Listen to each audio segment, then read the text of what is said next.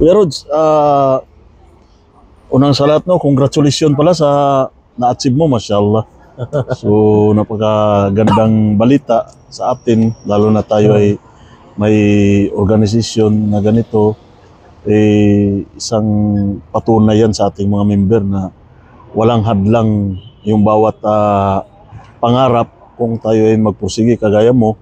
So, pwede mo bang ikwento, Kuya Rods, paano mo yung dati na wala kang pakialam, safety ka na for how many years, tapos in a short period of time, bigla mong naisip, lately lang, pero na-achieve mo kaagad yung mga qualification, tapos yung safety managerial na posisyon mo na, lalo na nasa Aramco ka na, na-approve ka na, dalawang ano. So, paano mo na ano yan, Kuya? Yun kuya, ang ano lang talaga nun, yung pagiging safety ko parang accidentally lang talaga yun.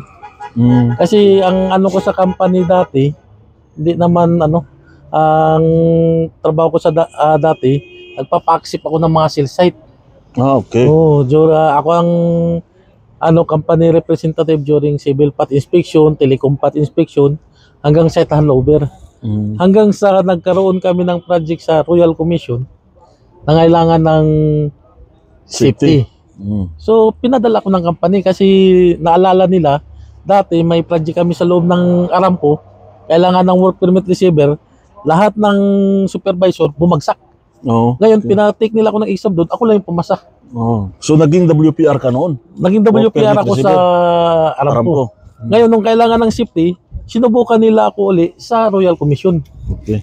Nung time na yun, wala akong experience, wala akong certification, wala akong kalam-alam sa safety. So wala kang training? Walang training. Proper training. So ang ginawa ko, dahil 3 days na lang mag-i-exam na, nag-send ako message sa tropa ko na nasa Africa, na safety. Sabi ko, bro, pwede bang bigyan mo ako ng reviewer para sa safety? Timing naman na nag-send ka agad siya sa akin. Ni-review ko yun within 3 days. Okay. During exam, lumabas. Kaso during exam, nung lumabas, by feet. Yung in-studyhan ko by meter. So iniwan ko muna yun. Inuna ko muna yung mga madadaling sagutan. Nung nasagot ko na lahat yun, nung may oras pa, binalikan ko lahat yung mga hindi hindi ko nasagutan. Pilit kong kino-convert yun sa paa. Sabi ko, ilang feet ba yung 1 meter? Sinagot ko lahat yun. Pagkatapos ng exam, nung tinawag na kung sino yung mga yung mga nakapasa, ang unang tinawag, ako. Okay. Tapos, kinongratulate agad ako nung British na nagpa-exam sa amin. Sabi niya, congratulations, you're pass. Siyempre ako dahil na-overwhelm ako dahil first time kong nag-take ng exam, walang training, walang experience. Naipas ako pa yung pinakaunang tinawag. So ngayon, to make it short story, Kuya. So yan, naging safety ka ngayon sa kumpanya mo, safety officer. Then, how many years ka sa kumpanya na naging safety manager ka? Ginawa kang safety manager? Nagtrabaho ko sa dati kong company halos 17 years. Ngayon, naging safety officer ako. Nagkaroon kami ng project sa Iskiko, sa Grindoba Power Plant.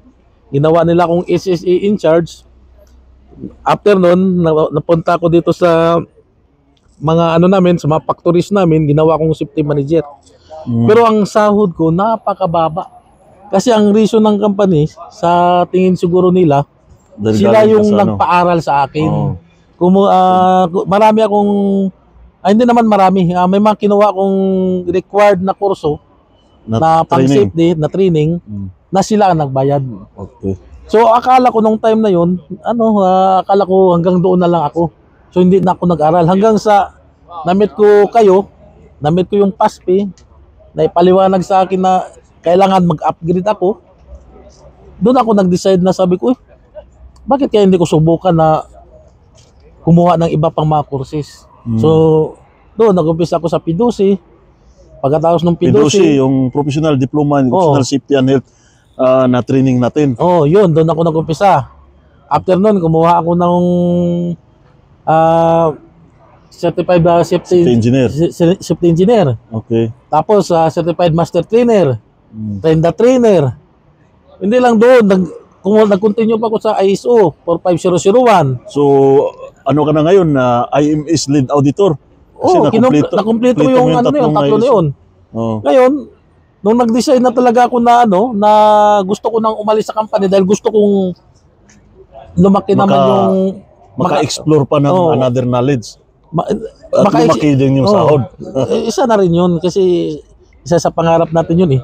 At saka nung time na yun, baon talaga ako sa pagkakautang. Yung sahod ko, sakto lang pambayad. Kulang pa sa pambayad ng interest. So, hindi nababawasan yung utang ko. Nagbabayad lang ako ng interest. So, nag-decide ako. Kuya,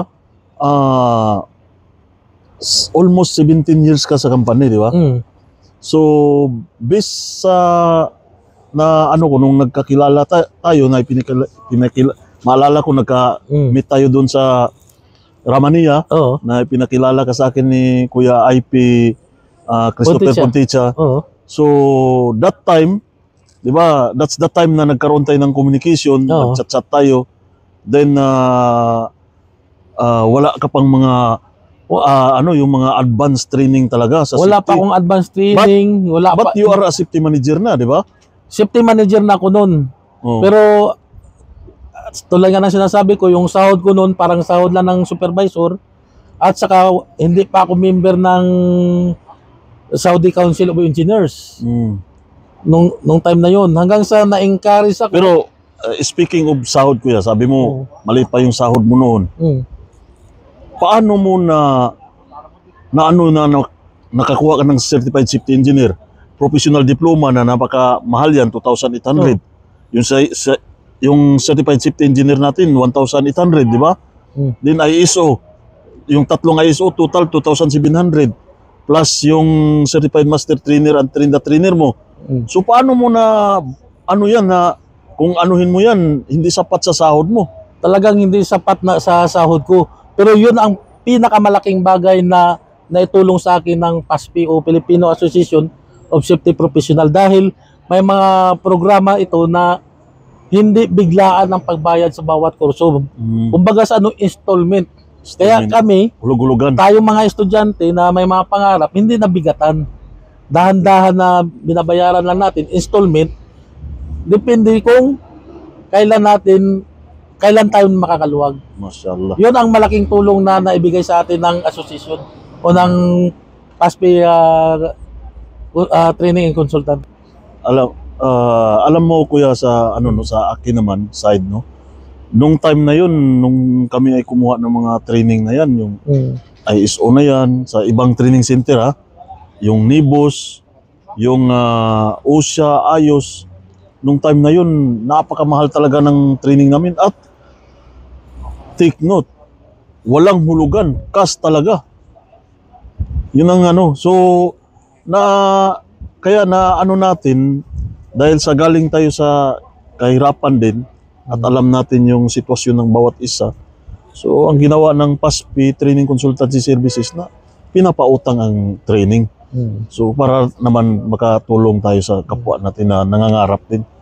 So napakagandang ng story ng buhay mo, Kuya Rodi, at the same time ngayon ikaw ay nakalipat na sa Aramco, mashallah, at approved safety manager ka na ng Aramco. So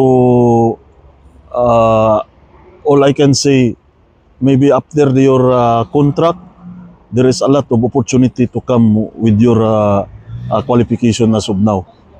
Believe me. Kasi yan ang nangyari din sa akin noon.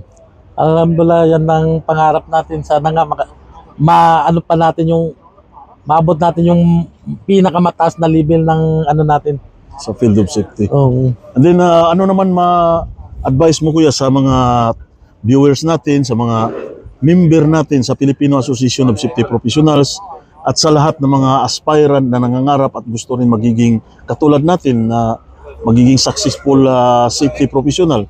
So ano yung pwede mong ibigay sa kanilang motivation, encouragement? Sa lahat ng mga safety professionals, sa mga kaligtas natin at sa mga safety aspirant, wag mawalan ng pag-asa. Tulad na sa amin noon, akala ko nung hindi ko pa nakilala ang PASP, nung hindi pa nabubuo yung grupo na to, akala ko wala ng pag-asa dahil napakamahal talaga ng mga bayarin, ng mga tuition fees natin para sa pagkuha ng mga courses. Ngayon, habang nandito ang PASP, pwede tayong mag-aral, kumuha ng iba't ibang courses na installment basis na hindi mabigat para sa atin. At saka depende na sa iyo kung kailan ka nakakaluwag magbayad. Sa akin naman, sa visa experience ko, napakasarap, napakaganda talaga yung marami kang pinag-aralan ng mga nakuhang mga courses bilang safety. Dahil visa experience ko dito sa huli kong approval bilang safety manager, yung nag-interview sa akin, talagang na-overwhelm siya sa dami ng certificates ko. Nang hinayang siya na kung hindi niya ako ipapasa, nang hinayang siya sa sa dami ng credentials na pinakita ko sa kanya. Kaya napakalaga talaga na hanggang may oras pa tayo, kuha lang tayo ng kuha, aral lang tayo ng aral.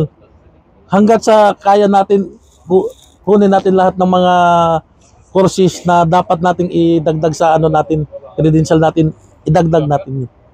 Inshallah. Yes. So, thank you very much Kuya Rodi sa napakagandang motivation, encouragement mo at saka yung history ng paano ka nagiging safety ngayon, paano mo naabot yung pagiging safety manager ngayon. So we hope bilang kabaro, bilang kaligtas ay as your of course as a national founder at ikaw naman ang ating international president for Vice President. International Vice President for Operation. We hope ito ang magiging legacy natin kasi we are the living witness just because of this organization. I know you know very well there are a lot of our members and graduates are already succeed their career, right? So we hope this is our legacy, and we all know that we are not expecting in return from them. What we did is to help them without any expecting in return, right? So Yes. we hope our aspirant, our members also, time will come, maybe when we retired, we go back to the Philippines, and of course our members or some of the youngest officers, they will be in charge or take over this position what we had here in KSA, especially in KSA. So maybe we will establish our PASP in the Philippines, inshallah. So thank you very much Kuya Rodi sa pagkakataon na alhamdulillah nagmi-meet tayo kahit paminsan-minsan, kahit paano nakapag-relax tayo. So yun lang mga kaligtas. Yan po ang history ng buhay ni Kuya Rodi Kaligtas Rodi, our International Vice President for Operation. At yun ang naway tularan natin na nothing is impossible sa mga taong may pangarap. It's not about yung mataas na yung edad mo, yung experience mo, still have enough time. So ika nga, si Kuya Rodi nasa 50 plus na, pero if you see his face, it looks young, right? Like Kahit matanda na tayo, kailangan pa rin hindi malata mag-aral. Hindi malata matanda kuya, parang 25 years old lang. So thank you very much mga kaligtas, yun ang story ng buhay niya. So